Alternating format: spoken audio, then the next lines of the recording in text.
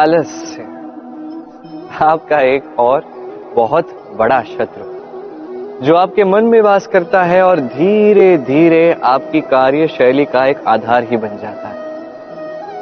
हर कार्य में देरी करना, यह है आलस्य जो सब कुछ नष्ट कर सकता है। ये कार्य आज नहीं हुआ, कोई बात नहीं, कल कर लेंगे। प्रकृति हमें ये नहीं सिखाती। सोचिए, यदि सूर्य ये कहने लगे कि कल उदित नहीं होते, कुछ दिनों पश्चात उदित होते हैं, तो क्या होगा? समस्त पृथ्वी का नाश हो जाएगा, है कि नहीं? देखिए, इस आलस्य पे एक बहुत सुंदर कहावत है, आलस्यस्य कुतो विद्या, अर्थात जो आलस करता है उसे विद्या नहीं मिलती, ज्ञान नहीं मिलता। अब जिसके पास ज्ञान नहीं, वो धन अर्जित नहीं कर पाता।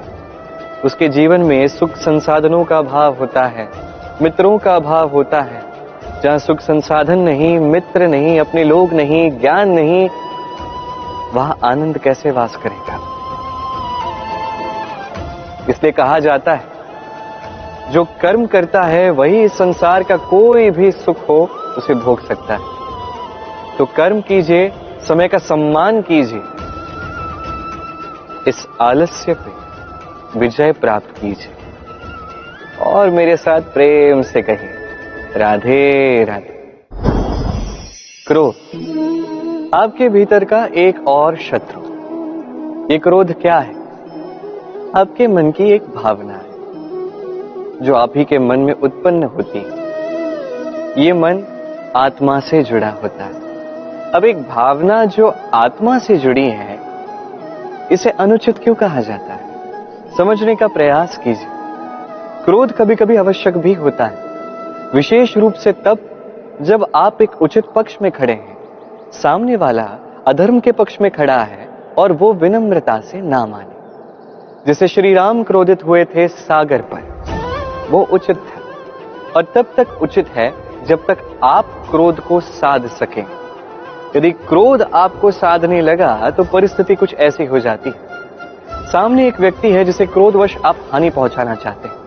आपने एक अंगारा उठाया, भी अंगारा सामने वाले को हानि पहुंचाने से पूर्व स्वयं आपके हाथ को जलाता है। बस क्रोध यही करता है, सर्वप्रथम आपका नाश करता है, आपका विवेक हर लेता है, आप अपना नियंत्रण खो देते हैं, सब कुछ बिगड़ जाता है।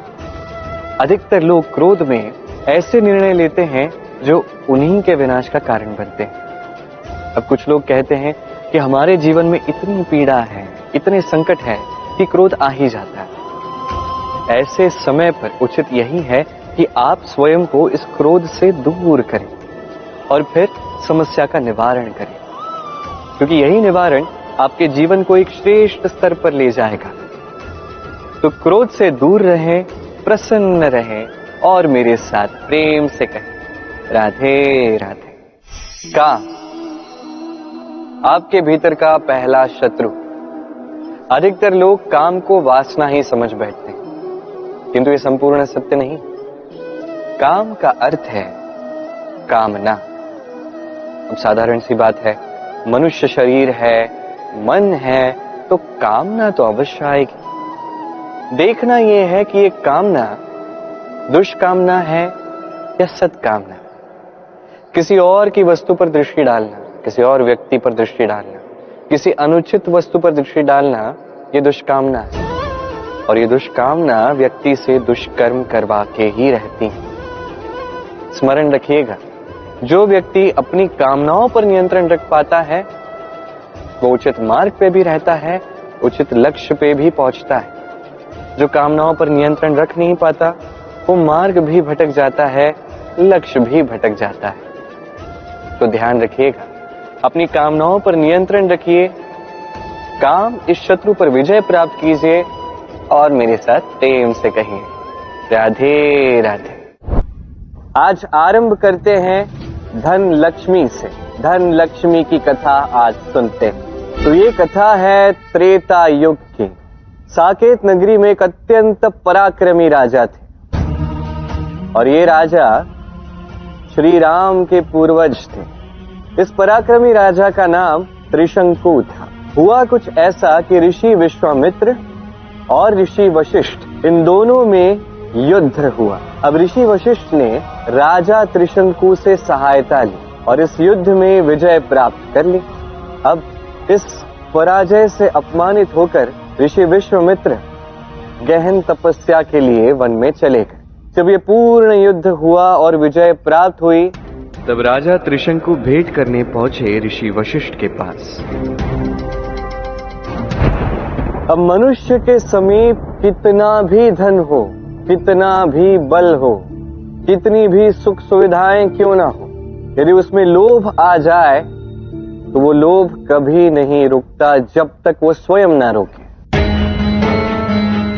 अब राजा त्रिशंकु ने लोभ में आके क्या किया, वो गए ऋषि वशिष्ठ के पुत्र के पास उनसे सहायता मांगी। अब ऋषि वशिष्ठ के पुत्र ने जो श्राप दिया वो भी समय के साथ सत्य सिद्ध हुआ।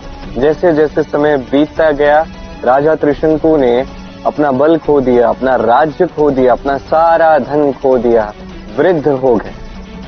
सब कुछ खोने के पश्चात वो ऐसे ही वन में एक दिन भटक रहे थे कि उन्हें तपस्या करते हुए ऋषि विश्वामित्र दिखे। वो तुरंत ही उनके पास गए, उन्होंने उनके चरण पकड़ लिए, उनसे विनती की कि कृपा करके ऋषि वशिष्ठ और उनके पुत्र के श्राप से उन्हें मुक्त किया जाए। अब ऋषि वशिष्ठ का नाम सुनते ही वो अपमानजनक पराजय उन्हें स्मरण आ गई और अब ऋषि विश्वामित्र को अपने प्रतिद्वंदी से प्रतिशोध लेने का अवसर मिल चुका था। और तब महादेव पहुंचे ऋषि विश्वामित्र के पास, उन्होंने उनसे बात की, उन्हें समझाया। अब जो लोभी होते हैं और स्वयं के लोभ को वो स्वयं नहीं रोकते हैं, उनके साथ कुछ ऐसा ही होता है जैसे राजा त्रिशंकु के साथ हुआ। न स्वर्ग में स्थान मिला और अपना स्थान तो उनसे छूट ही गए। कुछ ऐसा ही है राजा त्रिशंकु का स्वर्ग अवश्य मिला, किंतु इसका क्या लाभ है, वो स्वर्ग में पहुंचे भी नहीं, वो बीच में ही अटके रहे, वो भी उल्टे। क्या ऐसा स्वर्ग कोई पाना भी चाहेगा? ये सब होता है लोभ के कारण। जो मनुष्य लोभ करता है उसे इसी प्रकार कोई सुख प्राप्त नहीं होता। वरदान का दुरुपयोग किया जाए तो वो भी अभिशाप बन जाता है। ये स्वर्ग का सुख धन संपदा है ही नहीं, ये तो परम शांति है।